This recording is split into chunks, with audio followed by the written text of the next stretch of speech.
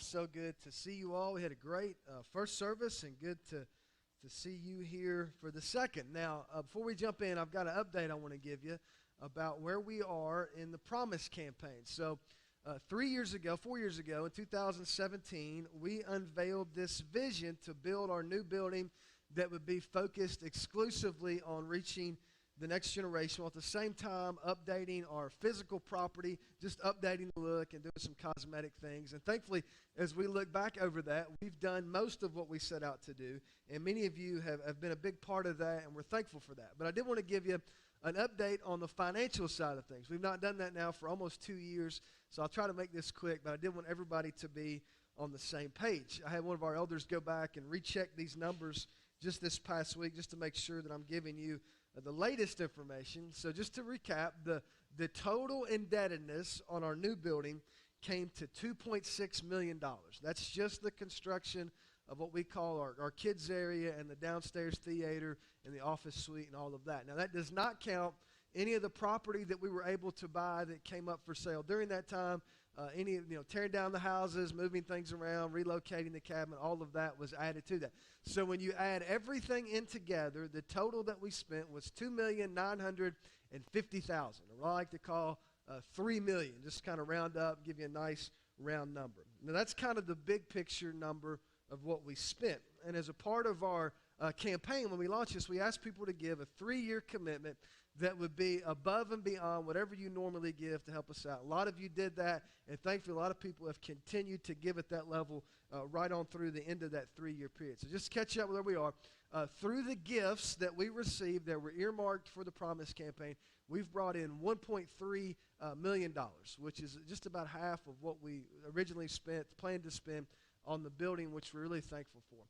The other part of that you need to know about, because of the week-to-week giving, because of the generosity of so many people who just give it a week-to-week level, nothing special, we've not only made all of our monthly payments, but we've been able to make several extra payments. So today, our debt stands at $1.2 million. So we've already paid off nearly 60% of the total that we spent. Now, if you're obviously $1.2 million, that's still a big number. So if you're in a position to help us knock that down, or even to eliminate that, I'll be standing up here right at the end of the service. And every time I say that, people kind of giggle. But I'm telling you, I'm not joking, all right?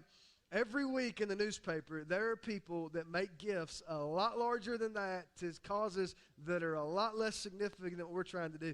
So if you're in a position to do something like that, seriously, and you feel like the Holy Spirit is wanting you to do that, we'd love to talk to you. Other than that, just keep doing what you're doing. We appreciate what you're doing, and we're going to try to keep knocking that down. And there are certainly better days ahead, and we're thankful for what you've done. Now, let's talk about something a little more fun. When you sit down to plan a vacation, where is it that you like to go, and what is it that you like to do? Now, I know different people, handle this differently. Some people like to go camping. Some people like to go to the mountains. I've always been a beach guy. There's something about, watching the waves roll in that just refreshes me and helps me just almost immediately feel better. But over the years, I've discovered what I think is the perfect beach routine, the perfect vacation routine. And yours may look different than mine, but if you want to write this down, this may help you in the future. Here's what I do. You go to the beach, you get a stack of 3 or 4 really thick books. And then you go and you find a comfortable chair.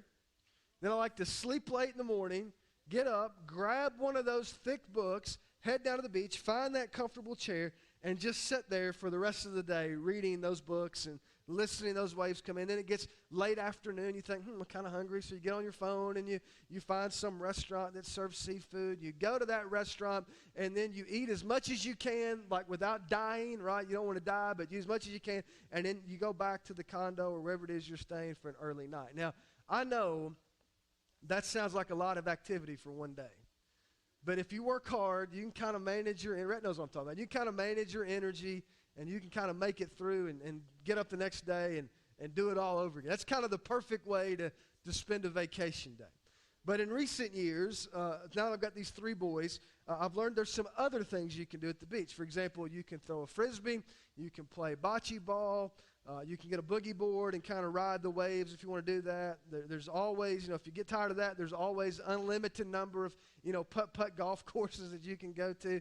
But there's just all these different things that you can do. But one of the things that I learned about last year that I'd never really done before that my oldest son, Cannon, wanted to get into was building sand castles.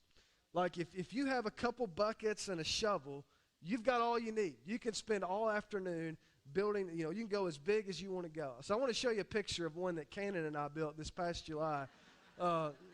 That's not totally true. That is actually the world's largest sandcastle. It's located in Denmark, and it stands 69 feet tall and contains 5,000 tons of sand. It was designed by an artist named Wilfred Steiger and constructed by a team of over 30 sand sculptors, people that actually make their living putting together sand castles. Now, I don't know what your experience has been. Mine has been fairly limited, but the one thing I do know is if you ever built a sand castle, it's not going to last very long, right? I mean, if it makes it through the day, even if you make it through the afternoon hours, you know that when you come back the next morning, the tide's going to have come in, and there's not going to be even a trace of evidence that your sand castle ever even existed. I mean, when you're filling those buckets, when you're digging that sand out, and you're constructing your castle, you know that the lifespan of a sand castle is never more than a few hours. And yet every summer, what do? We exhaust ourselves in the beating sun, slaving away trying to build the perfect sandcastle. If you have your Bible with you, I want you to turn to Matthew chapter 6. This weekend, we're in week 2 of what we're calling We Are FCC, and we're talking about who we are and, more importantly, who we hope to be in the future. And today we're talking about how, as followers of Jesus, as David mentioned, we're expected to be people who give. And so to help us do that, we're going to focus on this brief passage from Matthew chapter 6, in which it comes from the right in the middle of what's called the Sermon on the Mount. It was recorded for us by a guy named Matthew, who before he became an apostle of Jesus, a full-time disciple, had been a tax collector, which means Matthew was a guy whose mind was tuned toward finances. He was the kind of guy you can look at a spreadsheet and notice a discrepancy almost immediately. So you can imagine, here's Matthew, and he's in the crowd, and he's listening to what Jesus is saying, and then Jesus gets to this section where he talks about finances, and Matthew sets up a little straighter, and he leans in as he tries to process what he's hearing. If you have your Bible open to Matthew chapter 6, we're going to be in verse 19. Do not store up for yourselves treasures on earth where moths and vermin destroy, and where thieves break in and steal. But store up for yourselves treasures in heaven, where moths and vermin do not destroy, and where thieves do not break in and steal. For where your treasure is, there your heart will be also. Verse 21 is kind of the verse I want you to focus in on, underline it, circle it. In the first service, they had a hard time with this, but we're going to try it again, see if you guys are more awake. I want you to read this with me, okay? I'll start it, and you just join in, and we'll see how you do. All right, you ready? For where your treasure is, there your heart will be also. That is so much better than first service. I hope they're watching. For where your treasure is, there your heart will be also. Now here's the principle that Jesus is trying to drag across, and it's this. It's that your heart always follows your treasure. Your heart always follows your treasure. Do you know why most of us struggle to give like we're supposed to give? It's not that we don't know. Like if I asked you, hey, raise your hand if you think generosity is a good thing, everybody would raise their hand. In fact, most of you would say, I wish I was more generous. I mean, everybody knows that. It's not that we don't know, and it's not that we don't have the resources we need to give what we're supposed to give. I did some research this week. You know this. Most people's giving or their lack of giving has nothing to do with their financial situation. Just listen to some of these numbers. If you have a net worth of more than $4,200, that automatically puts you in the top 50% of wealthiest people in the world. $4,200. How about this? Globally, in 2021, the global median income, anybody know what it is? $2,920. How about this? If you have an annual income of $37,000, that puts you in the top 4% in the world in terms of income. $37,000. You say, that doesn't sound like much money, but compared to what most people in the world are forced to live on, that makes you one of the elites. So just so we're all on the same page, like when you read the Bible and it talks about the dangers of being rich, or it's addressed to the wealthy people, he's talking about you and he's talking about me. Because we're all in the top 4 or 5%. So it's not that we don't know that we're supposed to give, and it's not that we don't have the resources we need to do what we're supposed to do. The reason that most of us don't give has nothing to do with our minds or our bank accounts. It has everything to do with our heart.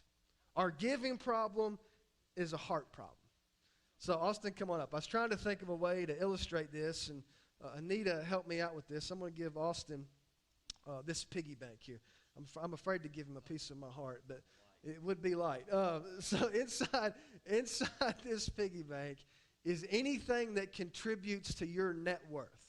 So bank accounts, stocks, retirement funds, possessions, houses, farms, whatever. Anything that contributes to your net worth is inside of that piggy bank. And over here, you got your heart. Not the thing that pumps the blood, but your affection, your attention. I mean, whatever you give to the things that you're most interested in, that's what we're going to call your heart. So here's what happens. As my treasure starts to move, and you go on, guess what goes with it? Sometimes it drags behind, but there is this unbreakable link that links these two things together, so that wherever my treasure goes, my heart automatically goes with it. And if it keeps moving, I just keep going with it. And sometimes it's not immediate, but your heart always follows your treasure. Now, sometimes we read this wrong, and we think that Jesus says that your treasure always follows your heart. But that's normally true, but that's not always true. For example, if you thought long enough, you could come up with something that you're emotionally invested in that you're not financially invested. So I was trying to think of one, and if you're a baseball fan, you know we're in the middle of the World Series right now. So pray for the Astros tonight. But, I grew up a Reds fan, right? And sometimes I don't know if that's a blessing or a curse, because they've let me down more than they let you down, I'm sure. But I am emotionally invested in the Reds. Sometimes if they lose a game that I thought they should win, sometimes it'll put me in a bad mood. But I'm not really financially invested in the Reds. I don't take my checkbook out, and I might go to a game now and then, but I don't write a check to the Reds every month to support them. I'm emotionally invested, but I'm not financially invested. But here's what happens. In the things that you are financially invested in, guess what? You're also emotionally invested. If you're a business owner and you know that your net worth is tied to the success of your business, that means you're going to be all in. You're going to work those long hours. You're going to go that extra mile because you're emotionally invested, because you're financially invested. If you ever bought a new car, thank you, Austin. If you ever bought a new car, what do you do with that car? You park away from everybody else. You're waxing it. You're washing it. You don't want anybody to eat in your car. You're making people wipe their feet off before they get in. Why? Because you're emotionally invested, because you're financially invested. Sometimes you'll do this. You'll buy a certain stock, like on the stock market, and it's some company, and you may not know anything about them. You didn't even know what they made before you bought the stock, but now every morning, what are you doing? You're checking that stock price, because you're emotionally invested, because you're financially invested. Or think about your kids. What happens when one of your kids decides to take piano lessons, and you've got to pay up front for those lessons, right? So you write the check for those lessons, or maybe they join a sports team and there's a fee for them to join the team, and then you got to buy all the equipment and all that goes with it. So all of a sudden you're financially invested in whatever it is they're doing, and you may not like the piano and you may hate sports, but because it's your kid and because you've paid the money, now you're invested in it. Your heart always follows your treasure.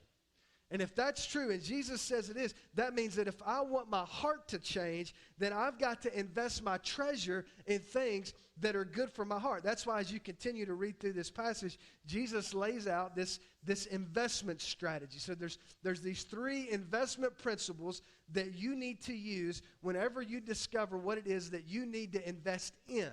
So if you're keeping track, here's the first one. Jesus says, whenever you invest, make sure that you invest eternally. Go back to verse 19. Do not store up for yourselves treasures on earth where moths and vermin destroy and where thieves break in and steal. But store up for yourselves treasures in heaven where moths and vermin do not destroy and where thieves do not break in and steal. In the ancient Near Eastern culture, wealth was measured usually in three different ways. Most people in that culture didn't have bank accounts like we think. They didn't have, financial investments. So they invested their wealth in precious metals, silver and gold and bronze, precious spices, which were hard to get, or clothing. In that culture, most people only had, one set of clothes, and they were designed to be way more fashionable they're way more functional than fashionable. So if you had more than one set, or if you had clothes that were, exotic colors, that was a sign that you were wealthy. And those were the measuring sticks. Now, in our culture, the measuring sticks are different, but we still have them. We measure wealth in terms of things like bank accounts and 401ks and houses and cars and land and just on down the list. And one of the things interesting, though, is even all these years later, 2,000 years later, we still measure wealth by clothing. If you've got an outfit that was designed by a certain designer, it looks a certain way, or has a certain label on it, that's meant to be an indication that you're wealthy. But whether you're talking about the first century or the 21st century, Jesus' point is the same. Almost everything we use to determine our net worth is temporary. That's why Jesus said, do not store up for yourselves treasures on earth. Why not? Because the treasures that we accumulate on earth are temporary. They can be destroyed, they can be lost, they can be stolen, they can rust, they can wear out, they can be abandoned, they can go out of style, they can collapse, and they can go down in value, and more often than not, over time, that's exactly what they do. I've got a picture I want to show you. This is a famous home in southeastern Pennsylvania. It's called Linwood Hall. It sits on 480 acres, sort of an estate out in the country. It was built between 1898 and 1900 by a guy named Peter Widener. He was an investment banker. If you look him up, quite an interesting guy. The house itself is considered sort of a perfect example of this turn-of-the-century neoclassical architecture. It has over 110 rooms. It's got a ballroom that has room for over 1,000 guests. You can see sort of this artistic fountain there in the front. There are courtyards all over the property. This was the place to be in southeastern Pennsylvania at the turn of the 20th century. At the same time, as being an investment banker, Mr. Widener was also a pretty high-level antiquities dealer. And so art historians tell us that inside the walls of that house, he had the largest private collection of European art on the planet. His stuff was even better than what most museums were able to handle.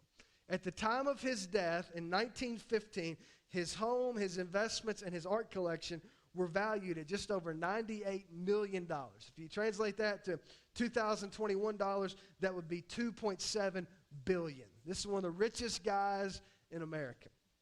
Upon his death, he only had one son who was still living. Two of his sons were on the Titanic and had perished in that tragedy. But he had one son named Joseph, and everything passed to him. And then Joseph died in 1943. It says Joseph didn't have any children of his own. Everything was tied up in court until 1952 when the property was sold to an eccentric preacher named Carl McIntyre for $192,000. And since then, since the 50s, it's mostly set unoccupied. I got a picture of what it looks like today. Now, if you go online, you can actually take a virtual tour of this great estate. And what you'll find if you do is that in each of those 110 rooms, there is significant damage. The roof has leaked. The walls have started to crumble. The floors have started to tear away from the walls. The stairways have rotted. The fountain has been dismantled. The courtyards have grown up. The windows are broken. Just about everything that you could think about that could go wrong with a house has gone wrong with this incredible estate. And it's a perfect reminder that what was once a showplace can quickly disintegrate.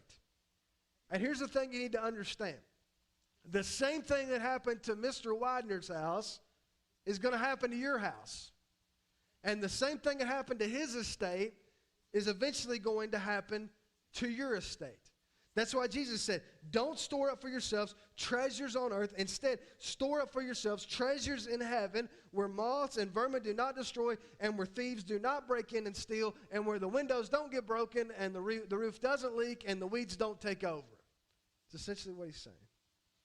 And one way to think about it is this. For every dollar that I earn, there's only three things I can do with it. I can spend it, I can save it, or I can invest it. And Jesus said if you choose to invest it, you can either invest it in something that's temporary, that's eventually going to disintegrate and disappear, or you can choose to invest it in something that's eternal. And if you want to experience a long-term return on your investment, you're going to have to invest your money eternally. Now here's the second principle. Once I decide that I'm going to invest in things that are eternal, I need to invest generously. Check out verse 22. The eye is the lamp of the body. If your eyes are healthy, your whole body will be full of light. But if your eyes are unhealthy, your whole body will be full of darkness. If then the light within you is darkness, how great is that darkness? So you look at this, and it seems like Jesus is switching metaphors. He starts talking about your heart. Now all of a sudden he's talking about your eye. But what's important to remember is that Greek, which the New Testament was originally written in, is a lot more complex than English. And so the same word can have multiple meanings depending on how it's used. So at the end of verse 22, Jesus makes this statement. He says, if your eyes are healthy, then your whole body will be full of light. And the word that he uses for healthy, the Greek word, has several different meanings. For example, it can sometimes be translated as single. So he's saying if your eyes are singularly focused on something. Another word it can sometimes mean is the word clear. So if you can clearly see something. But then if you look in the footnotes of your Bible, if you're using a printed copy, it might tell you that another meaning of that word is the word generous. So what he's saying here is you combine all those two things. If you want to paraphrase it, Jesus would be saying something like this. If your eyes are clearly focused on being generous, then your whole life is going to be more joyful and more full of light. And you think about it, some of the most joy-filled people that you've ever known were most likely some of the most generous people you've ever known. And sometimes we make the mistake of thinking that their generosity is a result of their joy. But if you believe what Jesus said, it could be that their joy is a result of their generosity.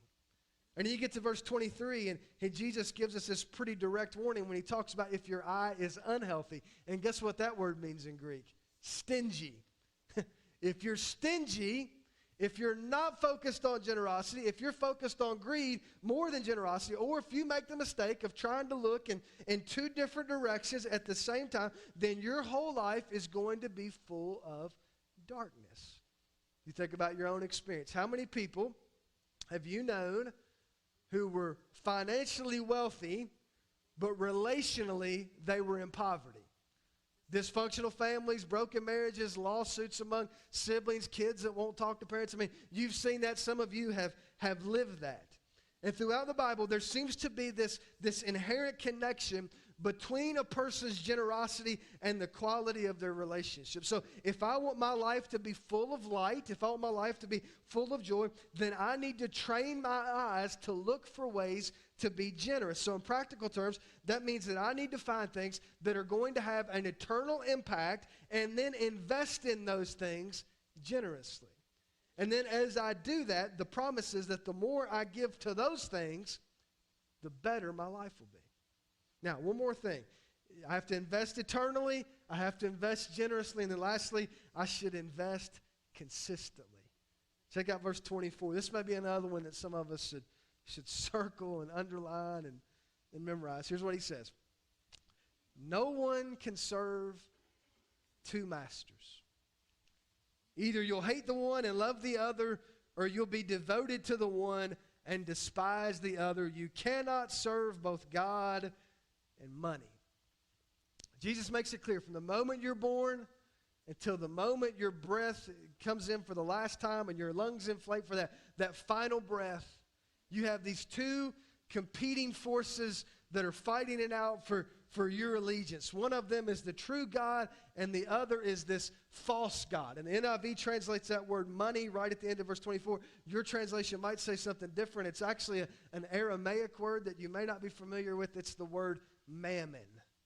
Mammon. We're going to put it on the screen just so we're all on the same page. It's a noun, and it's got these different meanings, like most words, and it can mean wealth, property, riches, or confidence. And you look at those, if you were in first or second grade, the assignment would be pick out the word that doesn't seem like it fits, and it would be that word confidence. You know what wealth is, you know what property is, you know what riches are, and those are the things, anything that contributes to your net worth, anything that would go in this piggy bank, that's mammon. But where does that word confidence come in? It doesn't seem like it fits. Well, for centuries, mammon was a word that was used to describe anything that was entrusted to you, like a bank deposit, the deed to a piece of property. But what happened over time is people started using the word mammon to describe something, not just that had been entrusted to them, but something that they had started putting their trust in.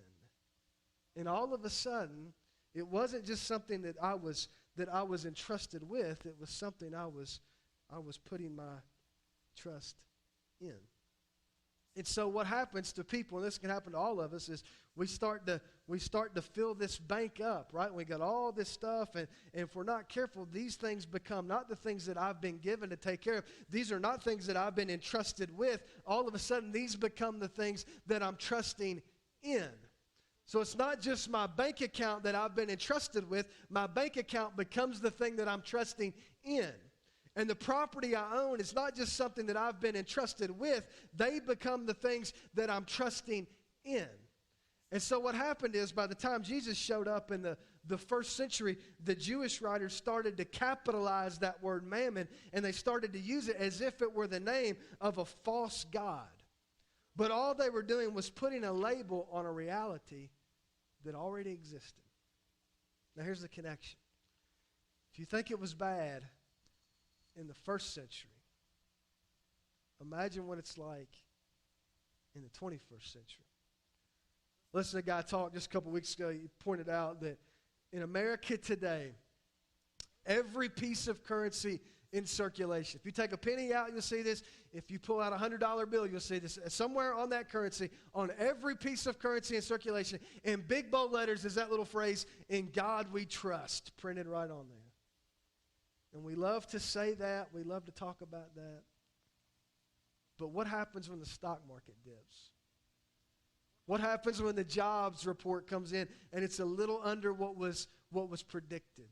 What happens when the unemployment rate goes up? What happens when the tax law starts to change? What happens when the supply chain begins to buckle because of the pressure? What do? We completely melt down. We go crazy. Why? Because the things that we've been entrusted with have become the things that we're trusting in. And when those things are threatened, we completely melt down and go to pieces. That's why Jesus said, you can't serve both of those things. You can't serve both God and mammon. Eventually you have to make a choice. You can't put your trust in God and put your trust in your stuff at the same time. It can't work like that. So the question becomes, how do you break free from this constant temptation to put your trust in your stuff? How do you keep the things that you've been entrusted with from becoming the things that you're trusting in? And the best answer to that question is that you do it by consistently giving away your stuff, giving away your treasure to the things that are closest to God's heart. For most people, that will mean investing and becoming a generous giver to a church.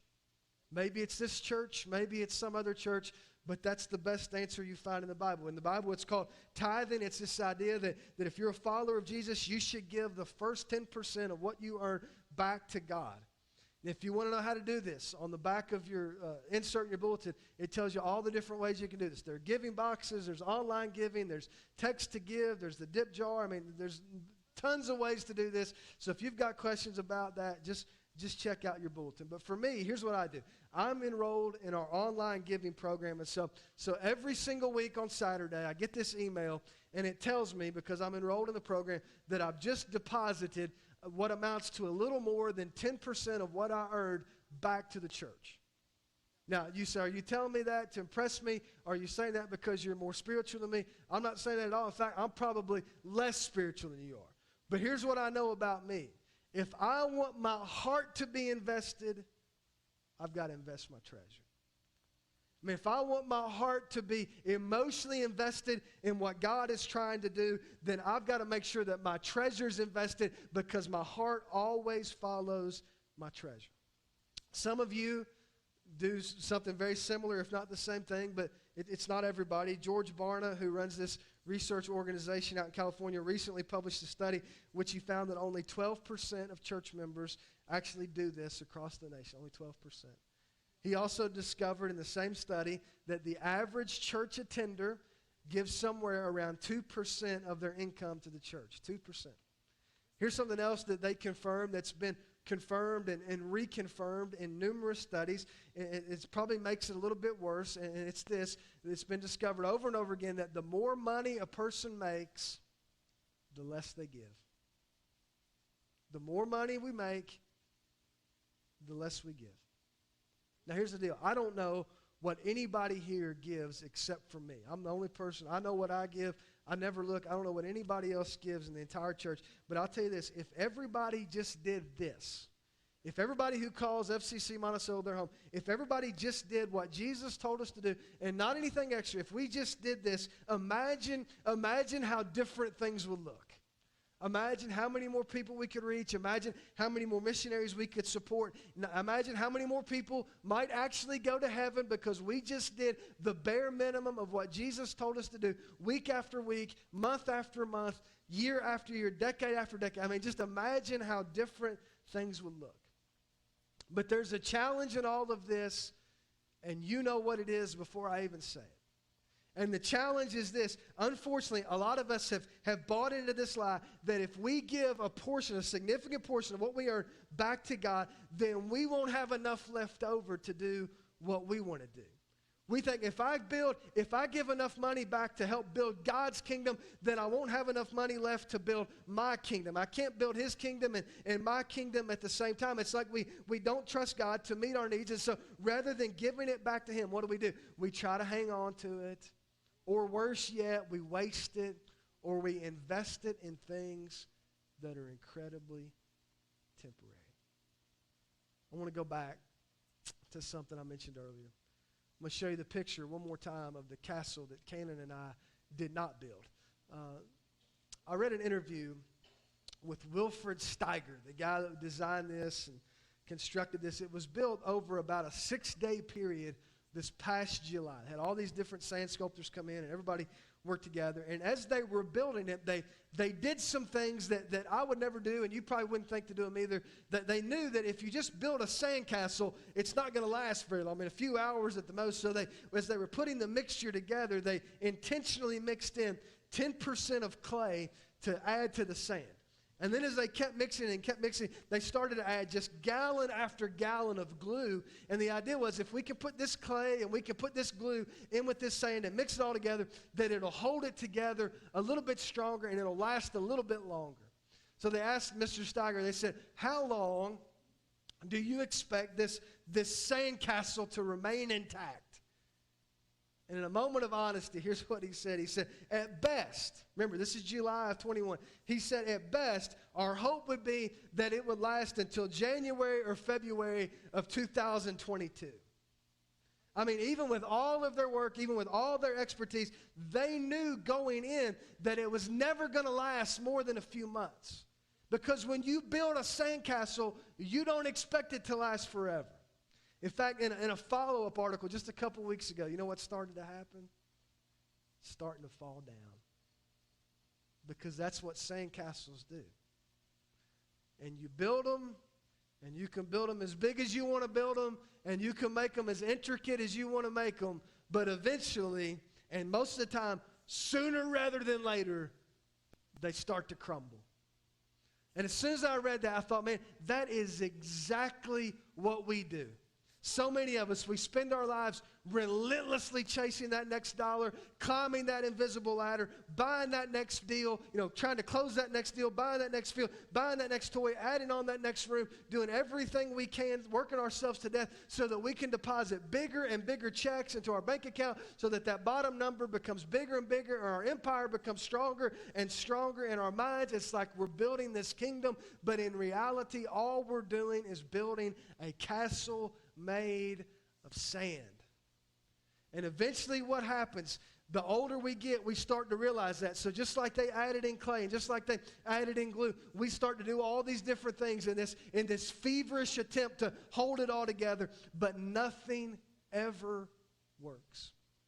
And eventually the wind picks up and the waves start to roll in, and the empire that we spent our lives building starts to crumble. And sometimes it happens overnight, and you've seen examples of that. Sometimes it happens over a long period of time, but it always happens because sand castles have a way of falling down. That's why the one thing that Jesus made unmistakably clear is that the treasures we accumulate on earth are incredibly temporary. They are here today, and they're gone tomorrow. And so if I want to be part of building something that's going to last into eternity, I've got to invest in the things that God is doing. I want you to stand with me. Today, we want to invite you to partner with us as we try our best to invest in what God is doing in our community. And for some of you, it's very simple, your next step. Some of you need to start giving at a level that will bring your heart with it. I mean, it's a lot of us, we don't mind putting a few dollars in the plate, but until you start to give at a level where it hurts a little bit, until you start to sacrifice a little bit, it's very possible that your treasure could be here and your heart's over here. But once you invest heavily, man, guess what happens? Your heart starts to come with it. And I know this sounds, a little bit too simplistic. This might sound, overly simplified. I'm telling you, here's how this works. If you want to care more, you start giving more. Don't wait till you care more to start giving more. You start giving more now, and I guarantee you, you will start caring more because your heart will be invested in the things that your treasure is invested in. So you have to make sure that your treasure is invested in the right things. And just so you know, this whole thing about giving, all through the Old Testament into the New Testament, here's the deal. We'll set your mind at ease. God doesn't need your money. He's got plenty of his own. But what he wants is your heart. And he knows that your heart comes with your money. So for some of you, that next step just looks like starting to give at a level where your heart can come with it. For others of you, you've never given your heart to Christ in the first place. We'd love to help you do that. David and I will be here. We're going to sing some songs here. And over these next few minutes, if you feel like you need to pray with somebody, you feel like you want to talk to somebody about moving your membership here, being baptized, praying, whatever it is you need to do, at any point over these next 2 or 3 songs, you just come up here, and David and I will be glad to meet with you.